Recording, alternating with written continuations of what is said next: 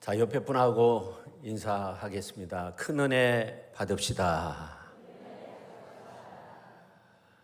여러분, 화려함의 극치를 이룬 명화를 남긴 프랑스의 화가 르누아르라는 사람을 아십니까? 이분이 한참 그림을 그릴 때 류마티스가 와가지고 온몸 그리고 손가락 마디마디가 너무나 아파가지고 고통 가운데 그 인생의 어떤 비애를 느꼈다고 해요. 그런 가운데서도 그림을 계속적으로 그렸는데 이 엄지손가락하고 두 번째 손가락 사이에 붓을 이렇게 끼워가지고 그림을 그렸다고 합니다. 서 있을 수도 없어가지고 항상 의자에 앉아서 그렇게 그림을 그렸다고 해요. 그날도 고통 가운데 그림을 그리고 있을 때 제자 중에 한 사람이 와서 선생님이 왜 그렇게 고통 가운데 의자를 이쪽에 갖다가 저쪽에 놓고 이렇게 하면서 그림을 그리시는 겁니까? 그러니까 이분이 아주 유명한 말을 했어요. 그 뭐냐면 고통은 잠시뿐이지만 순간이지만 아름다움은 영원하기 때문입니다. 그런 말을 했다고 합니다. 그의 말처럼 그가 그린 그림은 100년이 훨씬 지났지만 아주 화려하고 우리에게 아름다움을 줍니다. 여러분, 여러분의 삶 속에 영롱한 무지개를 보고 싶으신가요? 그렇다면 밤새 내려치는 천둥 번개를 견뎌내야 하는 겁니다. 세차게 내려치는 비바람을 견뎌내야 아침 이슬과 함께 영롱하게 피어오르는 무지개를 바라볼 수 있는 겁니다. 하늘의 기쁨은 땅의 고통을 견뎌낼 때 임하게 되는 거죠. 하늘의 찬란함은 땅의 고통의 과정을 겪어서 얻어지는 겁니다. 주님의 부활 승리의 영광은 그저 우리에게 주어진 것이 아니죠. 십자가의 고난 뒤에 영광이 있었습니다. 이사야서 49장 13절에 보니까 하늘이여 노래하라, 땅이여 기뻐하라, 산들이여 즐거워 노래하라. 여호와가 그 백성을 위로하였은즉, 여호와가 그 백성을 위로했다는 거예요. 그 고난당한 자를 긍휼히 여길 것입니다. 우리 주님이 우리에게 기쁨을 주십니다. 왜 그렇습니까? 주님이 그의 백성을 위로하셨기 때문에, 주님이 저와 여러분을 위로하셨기 때문에 그렇습니다. 런던 타임즈가 사람들이 세상에서 느끼는 최고의 기쁨의 순간 4가지를 말했는데, 첫 번째는 모래성을 쌓는 그 아이, 모래성을 쌓았을 때 그 기쁨. 그리고 두 번째는 뭐냐면 아기를 목욕시켰을 때 엄마가 느끼는 그러한 기쁨. 세 번째는 공예품을 만들었을 때 그 기술자가 느끼는 기쁨. 그 다음에 또 한 가지는 외과 의사가 수술을 잘 마쳤을 때 그때 느끼는 기쁨이라고 해요. 근데 이러한 기쁨의 특징은 순간적인 거라는 거죠. 모래성을 완성한 그 아이의 기쁨 순간적이죠. 그렇잖아요. 파도가 밀려오면 아무것도 남지 않죠.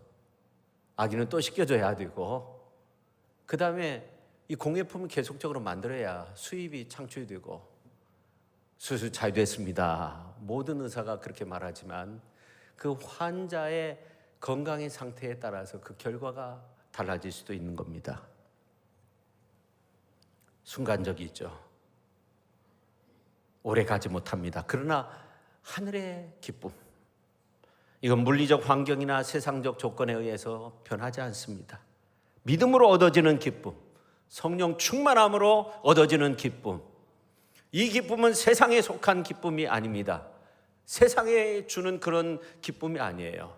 믿음으로 얻어지는 그러한 기쁨, 영원한 기쁨, 육신의 기쁨이 아닙니다. 땅의 기쁨이 아닙니다. 세상이 주는 기쁨이 아닙니다. 환경에 의한 기쁨이 아닙니다. 이러한 기쁨들은 날이 맑으면 기쁘고 흐린 날은 슬프죠. 순경에는 기쁜데 역경에는 슬프고 건강할 때는 기쁜데 몸이 아프면 슬프게 되는 거예요. 세상이 주는 기쁨은 다 사라지게 되는 겁니다. 그러나 하늘의 기쁨, 영원한 기쁨, 영혼의 기쁨, 믿음의 기쁨, 그러한 모든 기쁨은 모든 환경을 초월할 수 있는 그러한 기쁨이에요. 앞에서 말한 그런 기쁨과는 전혀 다르죠.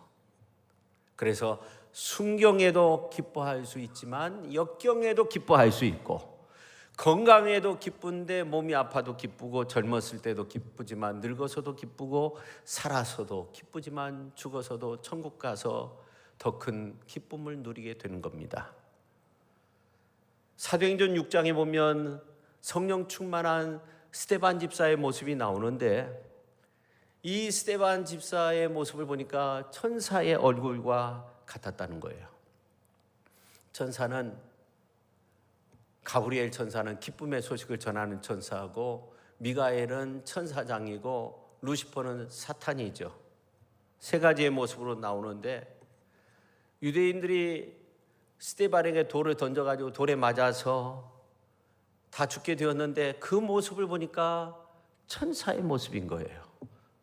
기쁨의 소식을 전했던 이 가브리엘 천사의 모습이었던 거죠. 그러니까 이 스데반 집사가 가지고 있었던 기쁨은 하나님이 주시는 기쁨. 그 고통 속에서 죽기 전에도 그 얼굴은 천사의 얼굴과 같았어요. 그 기쁨은 결코 세상이 주는 그러한 기쁨이 아니었습니다. 그럼 이같이 하나님이 주시는 기쁨이 도대체 우리에게 어떻게 해서 주어지는 것일까? 그런 기쁨을 얻기 위해서 우리는 어떤 일을 해야 되는가? 돌에 맞아 죽는 가운데 어떻게 천사 가브리엘처럼 그 마음속에 기쁨이 있었을까? 천사의 그 모습을 지닐 수 있었을까? 세상에 알 수도 없는 그러한 기쁨이 그에게 어떻게 있었을까? 첫 번째, 회개하고 돌이켜 죄사함을 받아야 하는 겁니다. 사도행전 3장 19절에 보니까 그러므로 너희가 회개하고 돌이켜 너희 죄 없이 함을 받으라. 이같이 하면 새롭게 되는 날이, 개역 성경으로 보면 유쾌하게 되는 날이 주 앞으로부터 이르게 된다고 그렇게 말씀하고 있어요. 주 앞으로부터 새롭게 되는 날, 유쾌하게 되는 날이 주님께로부터 우리에게 이르게 된다고 그렇게 말씀하고 있어요. 주님 앞에서 기쁨을 누리게 된다는 거죠. 편안함을 누리게 된다는 거죠.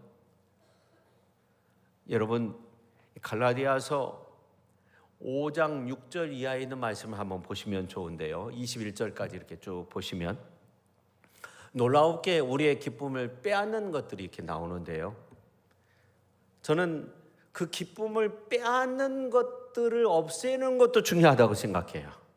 그래야 유쾌하게 되는 날이 주 앞으로부터 우리에게 이르게 되는 거 아닙니까? 우리의 기쁨을 빼앗는 것들이 한 5가지로 크게 나눌 수 있는데, 성령을 따라 행하지 않아서 나타나는 것들이라고 말할 수 있는데, 세상의 방탕함 속에서 살면 기쁨이 사라지게 돼요. 그리고 세상의 어떤 욕심, 탐욕에 빠져도 기쁨이 없어요. 우상 숭배에 빠져도 기쁨이 없어요. 분쟁하고 갈등 맺으면 기쁨이 없어요.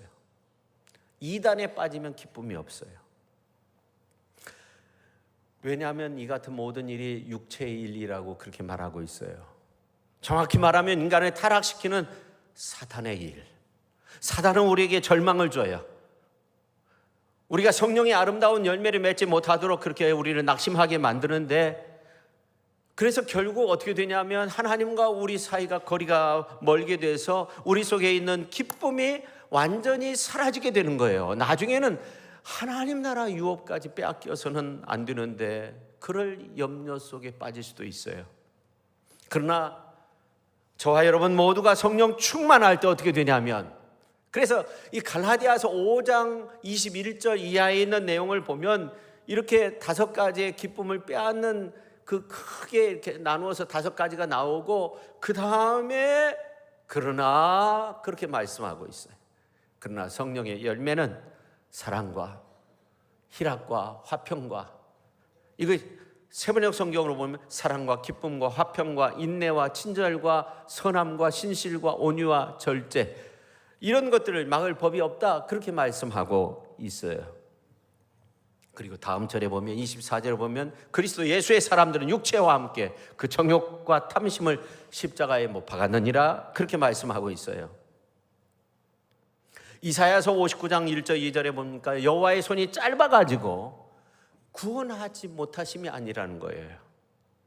여호와의 귀가 둔하여서 듣지 못하심이 아니라는 거예요. 여호와의 눈이 어두워가지고 보지 못하게 만드는 것도 아니라는 거예요. 죄악이 우리와 하나님 사이에 장벽을 만들어버린 거예요. 죄악이 그렇게 만들어버린 거예요. 우리의 죄악이. 그러기에 기쁨이 없는 거예요. 육신의 자녀도 그러잖아요. 부모의 말씀을 거역하면 왠지 모르게 기쁨이 사라지게 되잖아요. 하나님의 자녀가 세상의 죄악된 모습으로 산다고 생각해 보세요. 그럼 당연히 기쁨이 사라지게 되죠. 하나님 주시는 기쁨이 사라지게 되죠. 우리가 자가당착에 빠지면 안 되는 거죠.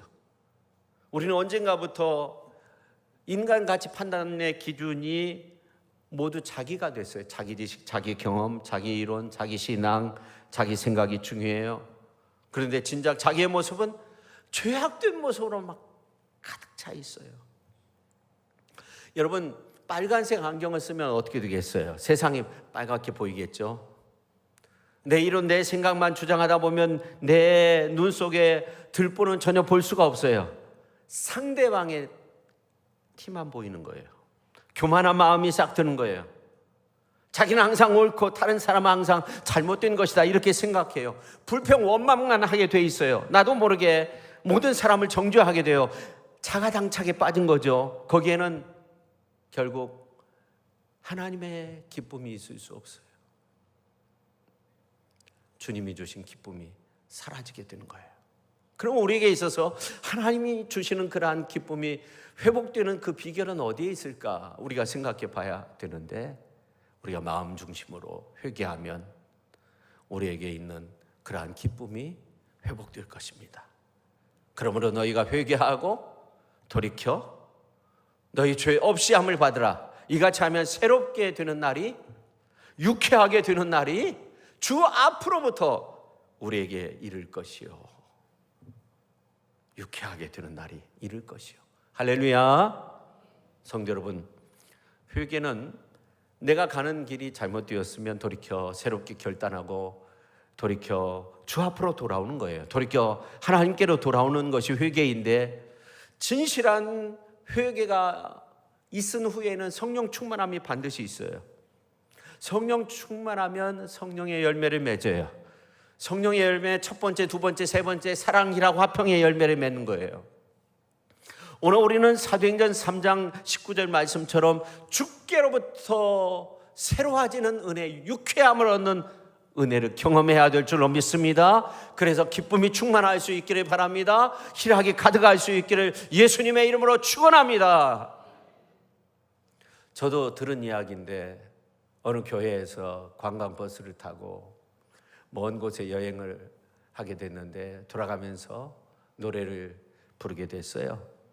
성도님들이 노래를 딱 부르고 목사님도 부르셔야 됩니다.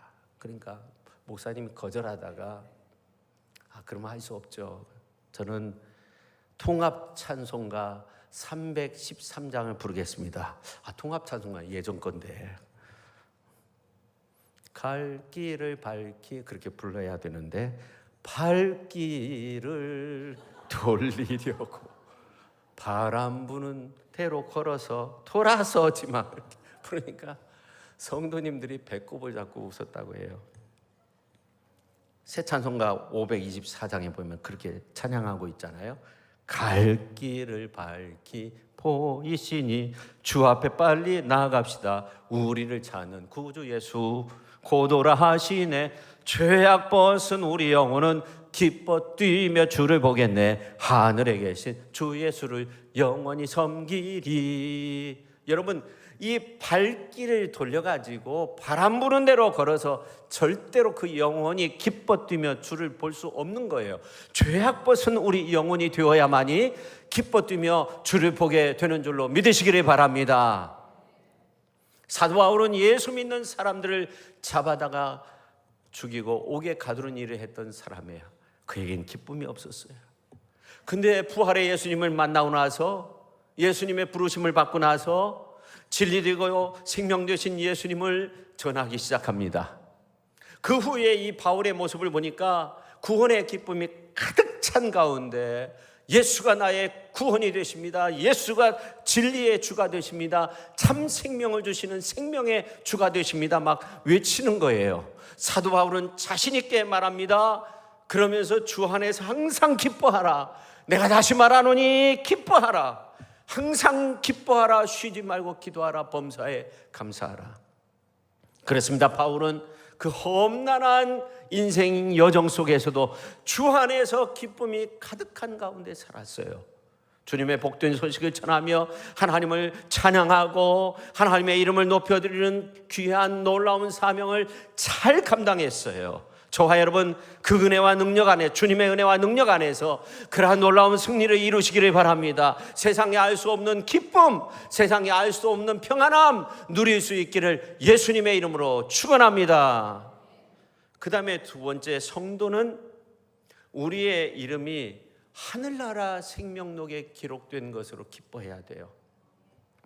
이 성도의 제일 큰 기쁨을 예수님께서 성령으로 기뻐하시면서 말씀하신 적이 있는데, 예수님이 12제자 외에 70명의 사람들을 이렇게 뽑아서 두 명씩 파송했을 때 그들이 전도하고 돌아와 보고할 때 예수님 주의 이름으로 귀신들도 항복하더이다, 그렇게 보고를 하는 거예요. 그때 예수님께서 대답하신 말씀이 누가복음서 10장 20절에 나오는데, 귀신들이 너에게 항복한 것으로 기뻐하지 말고 너희 이름이 하늘에 기록된 것으로 기뻐하라 그랬어요. 그런데 여기에서 그치지 않고 그 다음 절에 있는 말씀까지 하셨는데, 21절에 보면 그때 예수께서 성령으로 기뻐하시며 이르시되 천지의 주제이신 아버지여, 이것을 지혜롭고 슬기 있는 자들에게는 숨기시고 어린 아이들에게는 나타내심을 감사하나이다. 올소이다. 이렇게 된 것이 아버지의 뜻이니이다. 그런 말씀까지 했어요. 그뿐만 아니라 성경 빌립보서 3장 1절에 보니까 끝으로 나의 형제들아 주 안에서 기뻐하라. 너에게 같은 말을 쓰는 것이 너에게는 수고로움이 없고 너에게는 안전하니라. 그뿐만이 아니라 4장으로 넘어가 보면 이 바울이 그러므로 나의 사랑하고 사모하는 형제들, 나의 기쁨이요 멸류가 아닌 사랑하는 자들아, 이와 같이 주 안에 서라. 주 안에서 같은 마음을 품으라. 주 안에서 항상 기뻐하라. 내가 다시 말하노니 기뻐하라. 아무것도 염려하지 말라. 오직 기도와 간구로 너희 구할 것을 감사함으로 하나님께 아뢰라. 그리하면 모든 지각에 뛰어난 하나님의 평강이 그리스도 예수 안에서 너희 마음과 생각을 지킨다. 그렇게까지 말씀하셨어요. 여러분, 한 구절도 빼놓을 수 없는 소중한 말씀 아닙니까? 여러분, 하나님 앞에 두 권의 책이 있다고 하는데 이 성도들의 이름이 기록된 생명록이 있고, 그 다음에 불신자들의 그 행위를 기록한 행위록이 있다고 합니다. 근데 구원받은 사람은 하나님의 생명록에 그 이름이 기록되어 있고 흐려지지 않는다고 했어요. 여러분, 성도에게는 두 가지 호적이 있는데, 국가호적, 주민등록증으로 우리가 생활하죠. 그 다음에 믿는 자의 이름이 기록된 하늘나라 생명록이 있는데, 교회 안에 교적을 둔다는 것은 하늘나라 생명록에 연습을 하고 있는 것과 비슷한 거예요. 중요한 일이죠. 그러므로 예수 그리스도의 이름으로 귀신이 쫓겨나는 것보다 우리들에게 더욱더 중요한 것은 하늘나라의 생명록에 내 이름이 기록된 그 사실, 흐려지지 아니하고 내 이름이 기록되어 있다는 거예요. 그 기록은 세상 그 무엇과도 바꿀 수 없는, 지울 수 없는, 세상의 그 어떤 것도 지울 수 없는 하늘나라 생명록에 그 이름이 기록된 것으로 성도는 최고의 기쁨을 삼아야 될 줄로 믿습니다. 그 다음에 세 번째 기쁨은 하나님의 구원의 역사를 이루는 기쁨이 세 번째 기쁨이에요.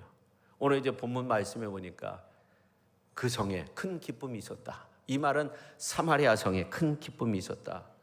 이 말이에요. 이 사도들의 행적을 보면 사도 행전에 있는 말씀들을 이렇게 볼 때 알 수 있는데, 수도변의 순교 이후에 예루살렘에 아주 큰 핍박이 일어나게 됩니다.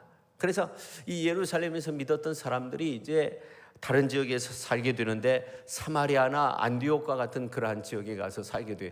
이곳은 이제 이방 사람들이 있는 곳으로 이방 사람들과 함께 어울려서 살아갈 수밖에 없는 그런 장소였어요. 그곳에서 어떻게 보면 멸시천대 받을 수밖에 없는 거죠. 예수 믿는다고. 근데 구원의 감격을 가지고 있었던 그리스도인들은 기쁨으로 예수님이 우리의 구세주가 되십니다. 예수님이 하나님의 아들이십니다.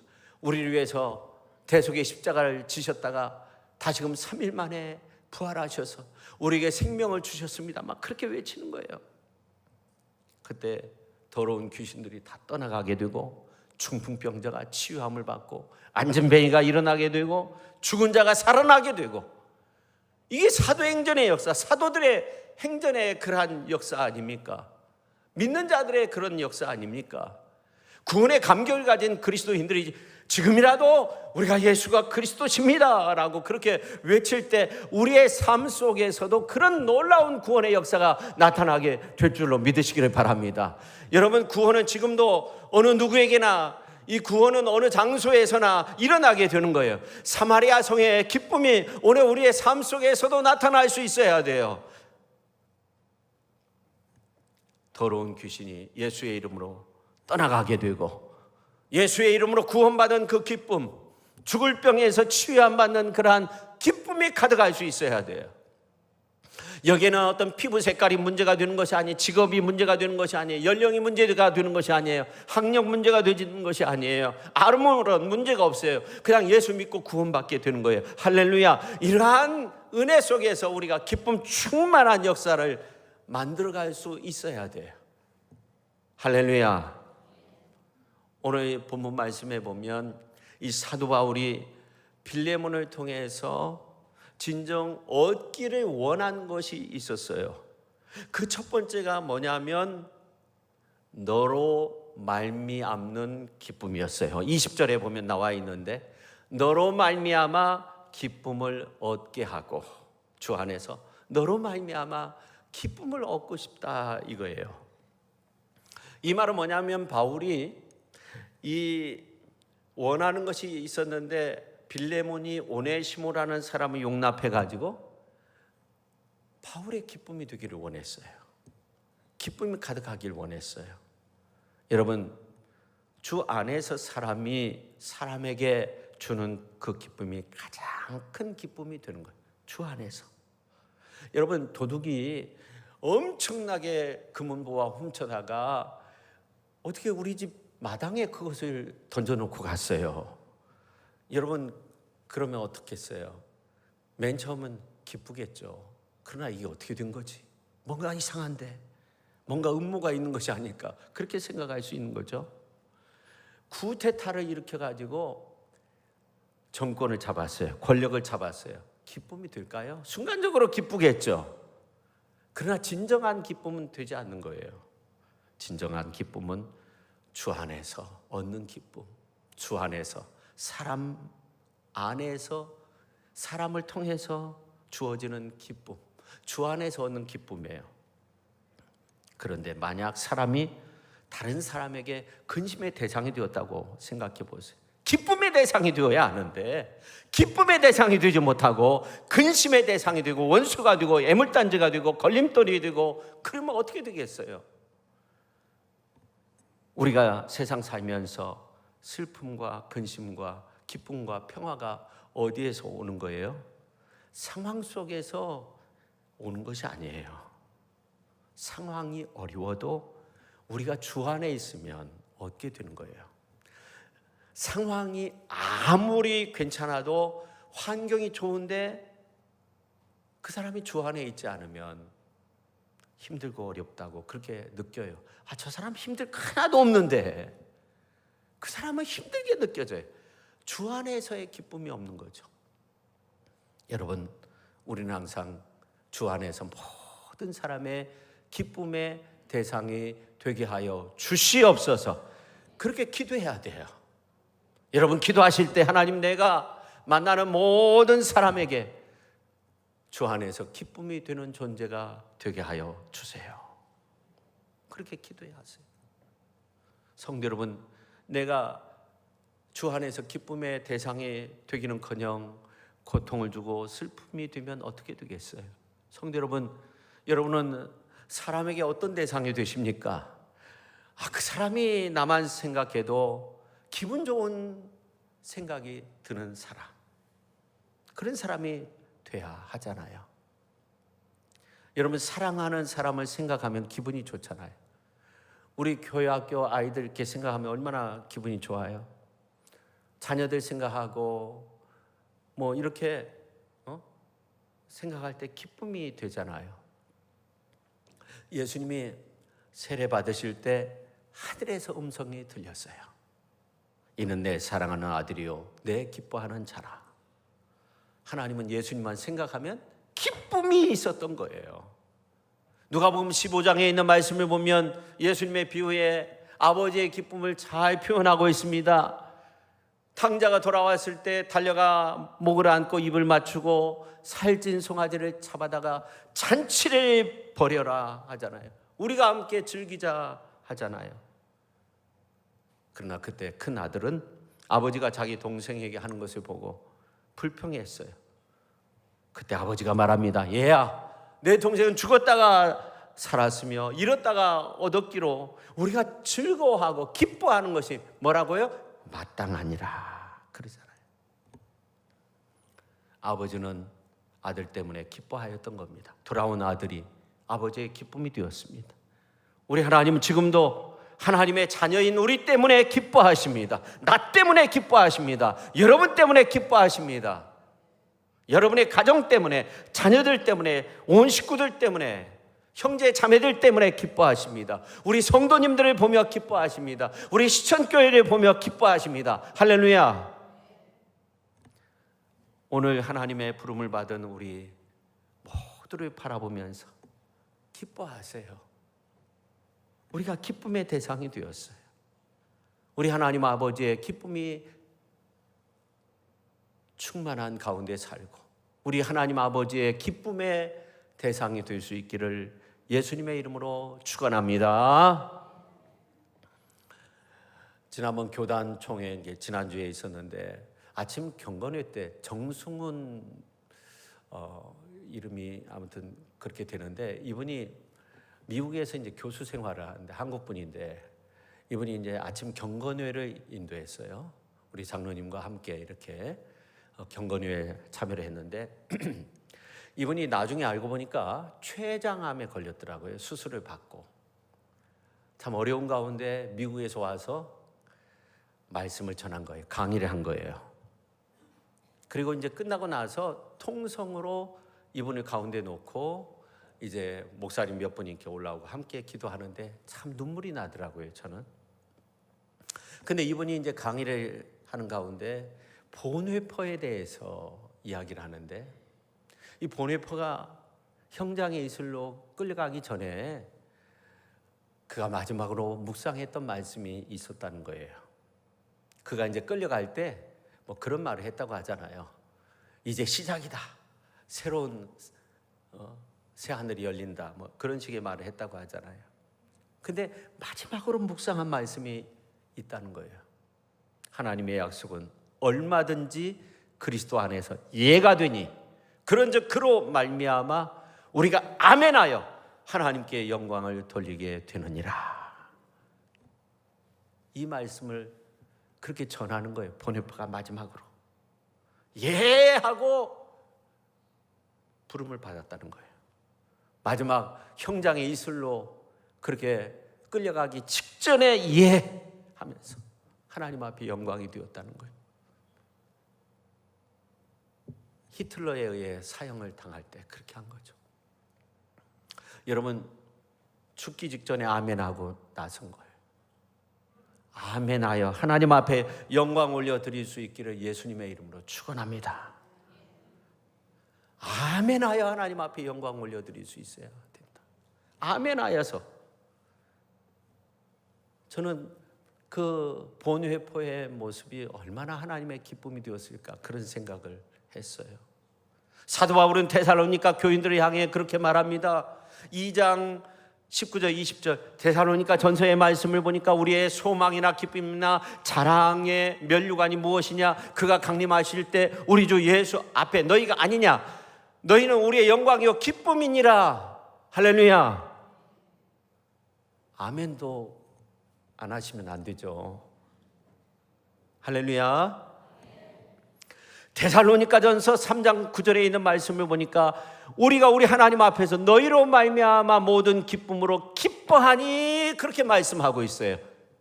너희로 말미암아 모든 기쁨으로 기뻐한다 하는 겁니다. 같이 한번 하겠습니다. 너희로 말미암아 모든 기쁨으로 기뻐한다.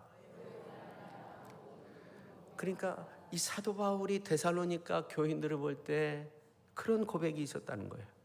우리 성도님들이 주님의 기쁨의 사람이 될 수 있기를 예수님의 이름으로 축원합니다. 여러분이 정말 주의 영광이 되십시오. 주님의 기쁨이 되십시오. 저와 여러분이 하나님 앞에서 기쁨이 되십시오. 데살로니가 교인들이 그렇게 바울의 기쁨이 되었어요. 모든 기쁨으로 기뻐할 수 있는 그런 저와 여러분, 우리 귀한 성도님들, 우리 모두가 다 될 수 있기를 예수님의 이름으로 축원합니다. 그때 빌립보서에 가면 4장 1절에서 빌립보 교인들을 향해서 나의 기쁨이고 면류관이 형제들이라고 그렇게 표현하고 있어요.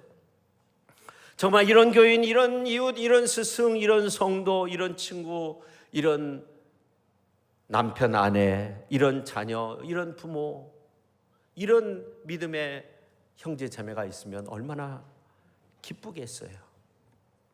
그런 사람은 행복한 사람이에요. 사람으로 말미암는 기쁨이, 주 안에서 사람으로 말미암는 기쁨이 큰 기쁨인 거예요. 여러분은 어떤 기쁨에, 그런 기쁨을 피할 수 있겠어요? 지금 여러분 앞에 계신 분, 또 여러분 옆에 계신 성도님이 여러분의 기쁨이에요. 지금 여러분이 만나는 사람이 여러분의 기쁨이에요. 지금 여러분의 가족이 여러분의 기쁨이에요. 지금 여러분이 만나는 성도 여러분이 여러분의 기쁨이에요. 그뿐만 아니라 우리 모두가 하나님의 기쁨이 되는 줄로 믿으시기를 바랍니다. 스바냐 3장 17절에 보니까 너희 하나님 여호와가 너희 가운데 계시니 그는 구원을 베푸실 전능자시라. 그가 너로 말미암아 기쁨을 이기지 못하시며 너를 잠잠히 사랑하시며 너로 말미암아 즐거이 부르며 기뻐하시리라. 그렇게 말씀하고 있습니다. 우리 때문에 잠잠히 우리를 바라보며 기뻐하시는 미소 짓는 그 하나님, 우리 때문에 좋아서 어쩔 줄 모르는 그 하나님, 여러분 하나님의 기쁨이 되시기를 예수님의 이름으로 간절히 축원합니다. 우리가 예수님의 마음을 품는다고 생각해 보세요. 얼마나 주님이 기뻐하실까요? 하나님의 기쁨의 대상이 바로 주님의 마음을 품고 사는 사람, 그런 사람일 거예요. 그 다음에 그리스도 안에서의 평안이라고 오늘 말씀하고 있어요. 20절에 말씀하고 있어요. 그리스도 안에서 평안하게 하라, 그렇게 말씀하고 있어요. 여러분 어찌되었든지 이 오네시모의 문제를 해결하는 것은 그리스도 안에서의 평화를 누리는 일이 되었습니다. 이 사람의 그 일이 그리스도 안에서 평안을 주는 지름길이 되는 거죠. 이 사람과 사람의 그 매듭이 풀어질 때 평안이 있는 거죠. 바울에게 평안치 못할 일이 있었어요. 우리가 오해할 필요는 없어요. 바울 때문이 아니었어요. 오네시모와 빌레몬 때문에 그랬어요. 여러분 바울은 고통이 끊이지 않은 가운데 그렇게 복음 전했어요. 근데 이 작은 인간 관계를 해결함으로 얻어지는 그 평안을 누리고 싶었어요. 그래서 이 바울이 오늘 이제 말씀을 보면 친필로 편지를 보낸 거예요. 그게 빌레몬서예요. 그게 하나님의 말씀이 정경으로 인정돼서 하나님의 말씀이 됐어요. 바울은 안질이 걸렸어요. 눈이 좋지 않았어요. 친필로 썼어요. 대부분 서신서는 대필로 썼어요. 근데 친필로 썼어요. 대필로 썼다는 것은 말로 불러주면 누군가 그것을 써서 보내는 사람이 있었어요. 근데 친필로 그렇게 썼어요. 왜냐하면 노예였던 오네시모가 이 빌레몬의 그 재산을 훔쳐서 달아났어요. 로마로 왔는데 감옥에서 만나가지고 회개하고 새로운 사람이 되었어요. 그래서 친필로 썼어요. 작은 그 평화를 얻기 위해서 이 바울이 얼마나 힘썼는지 알 수 없어요. 여러분, 그런 근본적인 문제의 해결이 필요합니다. 오늘 우리에게도 그런 근본적인 문제 해결이 필요합니다. 어떤 사람은 그래요. 겨울은 눈이 있어 좋고 봄은 만물이 소생해서 좋고 여름은 초목이 우거져서 좋고 가을은 열매가 있어서 좋다. 근데 어떤 사람은 겨울은 추워서 싫고 여름은 더워서 싫고 가을은 고독해서 싫고 봄은 황사 때문에 싫고 좋은 날이 있겠어요? 없겠어요? 없는 거죠. 여러분, 행복은 내 마음속에서부터 시작되어야 합니다.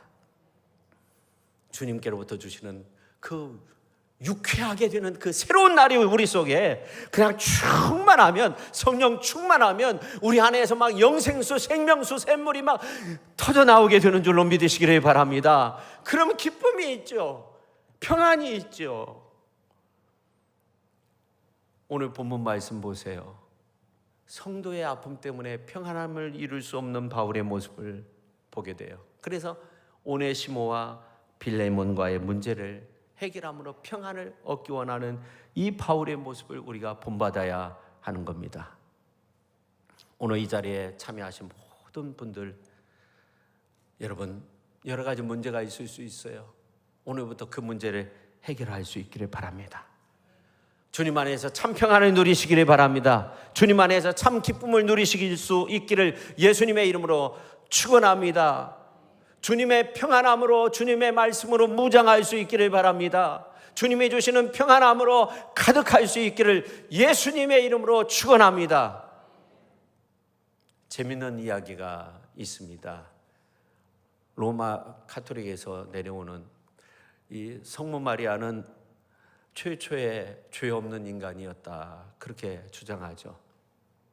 이를 빗대는 이야기가 있는데, 예수님께서 간음 현장에서 잡혀온 여인을 두시고 사람들에게 너희 중에 죄 없는 자가 돌로 먼저 쳐라. 그러니까 이 여성을 용서해 주기 위해서 그 말씀을 했는데, 사실은 마리아가 돌을 들어서 먼저 쳤답니다. 왜냐하면 나는 죄가 없으니까 말이 안 되는 거죠. 빗대서 한 이야기죠. 여러분, 예수 믿는 가정에 부모, 형제, 자매, 모두 자녀, 모든 사람들이 정말로 하나님의 평안이 가득할 수 있어야 돼요. 그래서 예수님이 어머니 제발 제 일에 방해하지 마세요 그랬다고, 그런 재밌는 이야기가 있는데, 여러분, 여러분의 가정에 진정 평안함이 넘쳐날 수 있기를 예수님의 이름으로 축원합니다. 주의 근본적인 문제를 해결하고 또 그리스도 안에서 평안을 공급할 수 있는, 나로 말미암아 나도 평안하고 다른 사람도 평안하고 기쁨이 되는 그러한 축복된 가정과 삶, 또 주님의 몸된 교회, 이 사회 정말로 믿음의 공동체를 만들어갈 수 있기를 예수님의 이름으로 축원합니다. 축원합니다. 기도하겠습니다. 하나님 아버지, 오늘 주 안에서의 기쁨과 평안함이 가득하길 원합니다. 아버지 하나님, 우리의 죄된 모습을 예수 그리스도의 보혈로 다 씻어주시고 정결케 하시고 돌이키게 하시고 주의 말씀 안에서 말씀 붙들고 살게 하여 주시고, 또 내가 다른 사람의 기쁨과 평안이 되기 위해서 힘쓰게 하시고, 바울의 그 노력처럼 그렇게 아름답게 살아서 주의 영광 가운데 기쁨과 평안함을 누리는 복된 성도의 인생길을 걷게 하여 주옵소서. 예수님의 이름으로 기도하옵나이다. 아멘.